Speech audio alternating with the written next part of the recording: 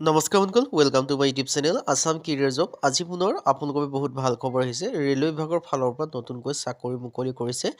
Group D লেভেলৰ হয়। চ' 10 পাছ 12 pass degree pass কৰিলে আপোনালোকে ভেকেঞ্চিখিনিৰ ক্ষেত্ৰত আবেদনসমূহ কৰি ল'ব পাৰিব।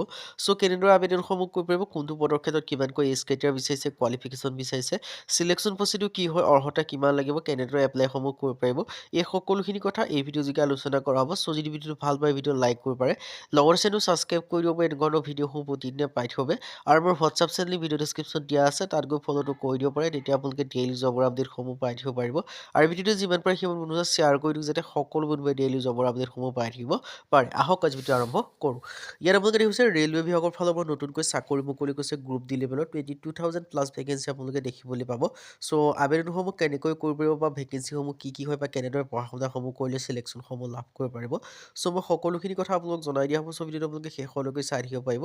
ৰেলৱে গ্ৰুপ ডি ৰিক্ৰুইটমেণ্ট হৈছে 2026 আৰু 2020 আৰু আপোনালোকে 20,000 ভেকেঞ্চি আপোনালোকে দেখিবলৈ পাব গ্ৰুপ ডি লেভেলৰ পোষ্ট 1ৰ ক্ষেত্ৰত। চ' মই সম্পূৰ্ণ ডিটেইলছ আপোনালোকক জনাই দিয়া হ'ব। চ' ভিডিঅ'টো আপোনালোকে শেষলৈকে চাই থাকিলে সকলোখিনি কথা গম পাব পাৰিব। ইয়াত আৰবি দেখিছে গ্ৰুপ ডি লেভেলৰ ভেকেঞ্চি লাষ্ট ডেটো দিয়া আছে 20/2/2026, মানে ফেব্ৰুৱাৰী মাহৰ 20 তাৰিখ পৰ্যন্ত ভেকেঞ্চিখিনিৰ ক্ষেত্ৰত আবেদনসমূহ কৰি ল'ব পাৰিব। আৰু এপ্লাইটো আপোনালোকে অনলাইন যোগে কৰিব পাৰিব। চ' কেনেদৰে আবেদনসমূহ কৰিব পাৰিব সকলোখিনি কথা মই আপোনালোকক জনাই আছোঁ। চ' ভিডিঅ'টো শেষলৈকে চাই থাকিব। ৰেলৱে ফালৰ পৰা যিটো আৰবি মানে হৈছে ৰেলৱে ৰিক্ৰুইটমেণ্ট বৰ্ড হয়, তাৰ পৰা ভেকেঞ্চিখিনি মুকলি কৰিছে। আৰু ইয়াৰ ক্ষেত্ৰত আপোনালোকে দেখিব পাইছে ভেকেঞ্চিখিনিৰ কথা যে ক'ব যাওঁ, আৰবি বাছ জ'ন ৱাইছত ৱেষ্টাৰ্ণ ৰেলৱে মুম্বাইৰ ক্ষেত্ৰত ভেকেঞ্চি আহিছে। নৰ্থ ইষ্টাৰ্ণৰ পৰা আহিছে, মানে আমাৰ অসমৰ ক্ষেত্ৰতো যিটো নৰ্থ ইষ্টাৰ্ণ ৰেলৱে আছে তাৰ পৰাও ভেকেঞ্চি আহিছে। নৰ্থ ইষ্টাৰ্ণ ৰেলৱে যিটো গুৱাহাটী হয় তাৰ পৰাও ভেকেঞ্চি আপোনালোকে দেখিবলৈ পাব। নৰ্থ ইষ্ট ফ্ৰণ্টিয়াৰ ৰেলৱে যিটো গুৱাহাটী বুলি কোৱা হয়, মেইন হেড অফিচ আছে, তাৰ পৰাও ভেকেঞ্চি মুকলি কৰিছে। চ' এইকেইটাৰ ক্ষেত্ৰতো আপোনালোকে আবেদনসমূহ কৰি ল'ব পাৰিব। চ' আপোনালোকৰ এটা বিগ অপৰচুনিটি আহি গৈছে। আৰু এলিজিবিলিটি ক্ৰাইটেৰিয়াৰ ক্ষেত্ৰত বয়সৰ সময়সীমা 18 পৰা 33 বছৰলৈকে আবেদনসমূহ কৰি ল'ব পাৰিব। আৰু লগতে আপোনালোকে এজ ৰিলেক্সেশ্যনসমূহ লাভ কৰিব পাৰিব। যিসমূহ SC SC হয় তেওঁলোকে 5 বছৰকৈ লাভ কৰিব পাৰিব। OBC ক্ষেত্ৰত 3 বছৰকৈ লাভ কৰিব পাৰিব। PWBDৰ ক্ষেত্ৰত 10 বছৰ পৰ্যন্ত এজ ৰিলেক্সেশ্যনসমূহ লাভ কৰিব পাৰিব।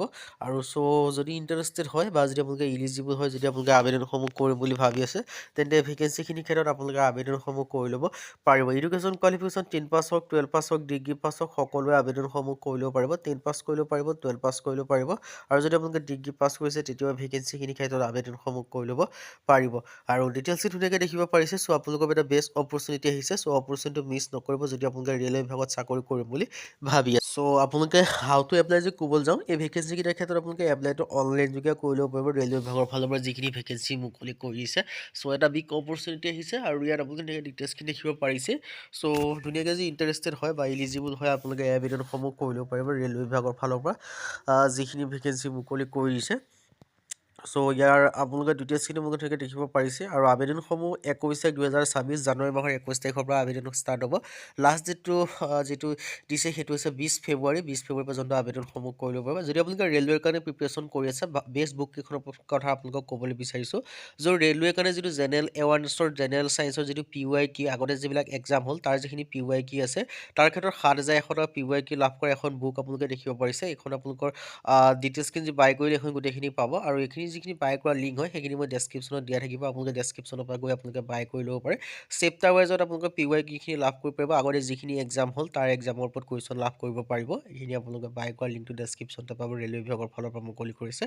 আৰু নেক্সট যিখন বুক হয় সেইখন হৈছে ৰেলৱেৰ কাৰণে অল এক্সামৰ কাৰণে হয়। এইখন বুক মেথমেটিক্সৰ PYQ, যিখিনি প্ৰিভিয়াছ ইয়েৰ কুৱেশ্যন পেপাৰ আছে তাৰ ওপৰত কুৱেশ্যন বেংক হয়। তাৰ ওপৰত টপিক ৱাইজত আপোনালোকে কুৱেশ্যন লাভ কৰিব পাৰিব ইয়াৰ PYQ আণ্ডাৰত। চ' এটা বেষ্ট অপৰচুনিটি হয়। আপোনালোকে এইখন বুকো বাই কৰি ল'লে আপোনালোকে চেপ্টাৰ ৱাইজত ক'ৰ পৰা কিমানকৈ কি কুৱেশ্যন আহিছে সকলোখিনি উল্লেখ দি থোৱা আছে। লগতে চলিউশ্যনো সহ লাভ কৰিব পাৰিব উইথ। চ' এইকেইখনো বুক যদি বাই কৰিব বিচাৰে, বাই কৰা লিংকটো ডেছক্ৰিপশ্যনত আছে, সেই লিংকৰ থ্ৰু দি কৰিব পাৰিব। আৰু নেক্সট যিখন বুক হয় এইখন হৈছে ৰেলৱে অল এক্সামৰ ক্ষেত্ৰত ৰিজনিঙৰ কাৰণে PYQ। ৰিজনিঙৰ কাৰণে যদি PYQ বিচাৰি আছে, তেন্তে এইখন বুকো আপোনালোকে বাই কৰি ল'ব পাৰিব। আৰু ইয়াৰো আপোনালোকে বাই কৰা লিংকটো ডেছক্ৰিপশ্যনতে আছে। সেয়া তাৰ পৰা ডেছক্ৰিপশ্যনৰ পৰা গৈ ইয়াৰো বাই কৰা যিটো লিংক হয় সেইটোৰ পৰা আপোনালোকে বাই কৰি ল'ব পাৰিব। আৰু ইয়াত প্ৰিভিয়াছ ইয়েৰ যিখিনি কুৱেশ্যন বেংক বুলি কোৱা হয়। আৰু ইয়াত আপোনালোকৰ টপিক ৱাইজত পাব। আৰু গোটেইখিনি টপিক ডিটেইলছত দিয়াই আছে। চ' সেই টপিক ৱাইজত আপোনালোকে লাভ কৰিব পাৰিব। আৰু যদি আপোনালোকে বাই কৰিব বিচাৰে, লিংকটো ডেছক্ৰিপশ্যন আছে, লিংকটো ডেছক্ৰিপশ্যনৰ পৰা গৈ আপোনালোকে বাই কৰিব পাৰিব এমেজন যোগে। আৰু এইটো আপোনালোকে হোম ডেলিভাৰী পাই যাব। এমেজন যোগে গৈ বাই কৰি যদি ল'ব বিচাৰে কৰি ল'ব পাৰিব। চ' যদি ইণ্টাৰেষ্টেড হয়, ইলিজিবল হয়, আপোনালোকে আবেদনসমূহ কৰি ল'ব পাৰিব। আজি ভিডিঅ' মানে যদি ভিডিঅ'টো লাইক কৰিব লগৰ চেনেলটো ছাবস্ক্ৰাইব কৰি দিব পাৰে।